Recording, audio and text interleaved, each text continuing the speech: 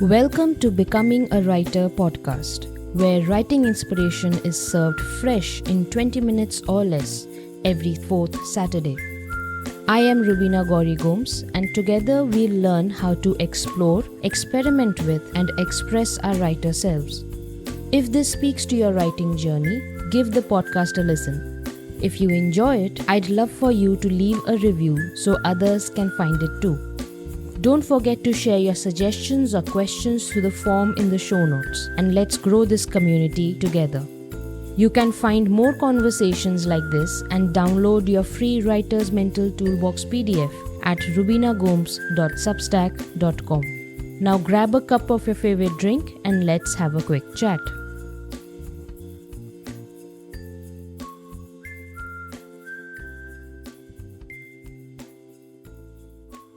Hello my writer friends, Rubina here, and welcome to our conversation number 47. Today we are going to talk about why writers get stuck doing everything except writing, and how my own progress only began when I stopped treating writing as an afterthought and made it the priority. Before I started writing, I took a chance at creating YouTube videos. My reasoning was simple and twofold. I heard many suggest to build an audience before I had any books to sell. And with video becoming the primary medium of content consumption, I thought YouTube would be the perfect place for the type of readers I want to attract. It took me less than a year to realize my self-help videos were not working. Not because they weren't getting the attention from the viewers. A year is too short to analyze that. My YouTube channel wasn't working because of a deeper and personal reason. I wasn't at peace.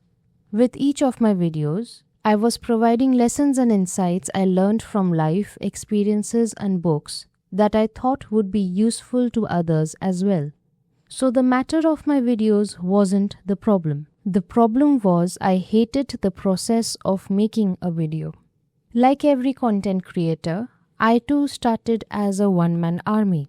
I was doing all the writing, editing, setting up, directing, getting myself camera ready, getting my room camera ready, recording myself, cringing at myself, handling the behind the scenes, video editing, posting, and marketing. And I hated doing 99% of them. Writing my script was the only task I felt excited about. I understood that though video has the potential to spread my message quicker, going at it alone wasn't sustainable for me and my health. During the same time, COVID paid us a visit and everything became too much to handle. So reluctantly, I decided to stop creating videos. I say reluctantly because I felt like a failure. I tried to console myself by telling myself that this was a learning experience, that I could always come back to YouTube when I have the resources to create the videos I envisioned. Yet I felt disappointed. I was in the 4th year of my gap year post-graduation and I still hadn't figured out what I wanted to do and how I wanted to go about it. Wait a second, I heard my inner voice say, I know the what, writing. That was my reason for taking the gap year, to become a writer. But in the process of learning about writing, I was dwarfed by all the things I didn't know about writing. I didn't know how to plot an outline. I couldn't sit in one place long enough to write a page. I didn't know SEO or have the internet social skills to build an audience for my books. And with all the tips and tricks being thrown at me, it all felt too overwhelming. Therefore, I got too scared to even give writing a shot.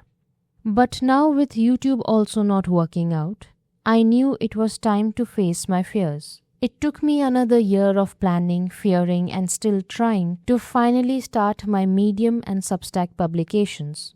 Within 3 months, I found my place, my rhythm, my home and my peace. So what was it that made my online writing bring me peace but not my videos?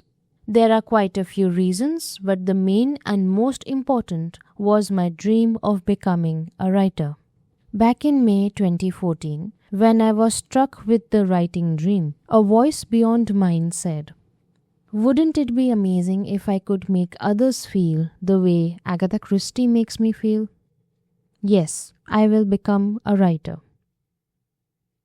That is the voice I am following.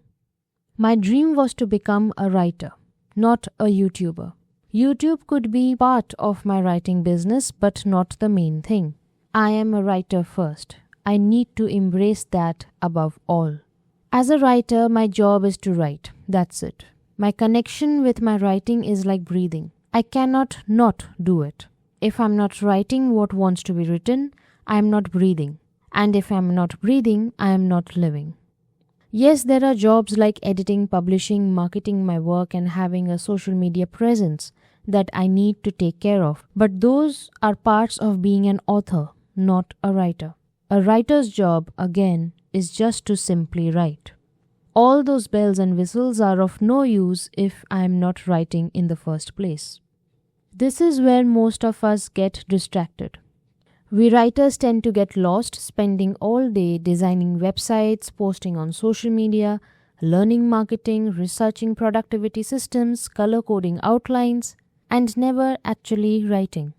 Our days are anyway stacked with distractions and disturbances we are trying to avoid, and obligations and responsibilities we have to take care of. Most of the time, we get less than what time we want to spend on our writing, but instead we end up using that time for all the things around writing, but not writing itself. Engaging in those tasks before you write can make you feel productive, but they are not helping you move the needle in your writing projects. Writing your words has to be the main thing on your mind and on your to-do list. The rest can come afterwards. Which is why I changed my approach to writing. Once I understood that I have to make writing my main thing, I stopped treating it as something I would get to after everything else was done. Instead, I started treating it with the same importance people give to their regular jobs. Many believe creativity appears when inspiration strikes. In my experience, it works the other way around. Inspiration visits more often when we are already engaged in the work. The more I showed up to write, the more ideas seemed to find me. So I began giving my writing the best of my energy rather than whatever scraps remained after the day had taken its share. I stopped waiting for the perfect mood, the perfect idea, or the perfect circumstances. I simply made writing a priority. For me, this often meant writing early in the day before other tasks and responsibility could crowd it out. Not because mornings are magical, but because I wanted writing to come first. I wanted my words on the page before the demands of the world had a chance to pull me in a dozen different directions. This shift changed my relationship with writing. Writing no longer felt like another item on my to-do list. It became the center around which the rest of my work and day revolved. I found myself generating more ideas, feeling more connected to my projects, and carrying more energy into the rest of my day. The details of how this looks will be different for every writer. What matters is not whether you write at dawn, midnight, or somewhere in between. The main thing is to keep writing the main thing. Whether you want to become a published author or want to write as a hobby, figure out what counts as writing to you and which tasks are supporting tasks to your writing. Next, you want to prioritize your writing. Figure out when you write best, not just when you get time, but also when you are creatively active. Try to find a sweet spot between them and accordingly schedule it in your day. Also keep the dedicated writing time before you worry about marketing, audience growth, or publishing strategy. You don't want to waste your physical, mental, and emotional capacity on them first. Remember this, there will always be a million things you will be told to do first before writing. To try and figure out the whole map before you even take a step in your writing journey. But none of them matter if you don't write. That's where you matter the most. That's where you come alive. Well, that's it for today. Until next time, keep writing, my friend. Thank you for catching up with me today. I hope you found some inspiration to help you grow a deeper relationship with your writer self. If you enjoyed today's episode, don't forget to follow the podcast and drop a review. You can also share any suggestions or questions with me through the form in the show notes. You can find more conversations like this and download your free Writer's Mental Toolbox PDF at rubinagomes.substack.com. That's a wrap for now. See you later.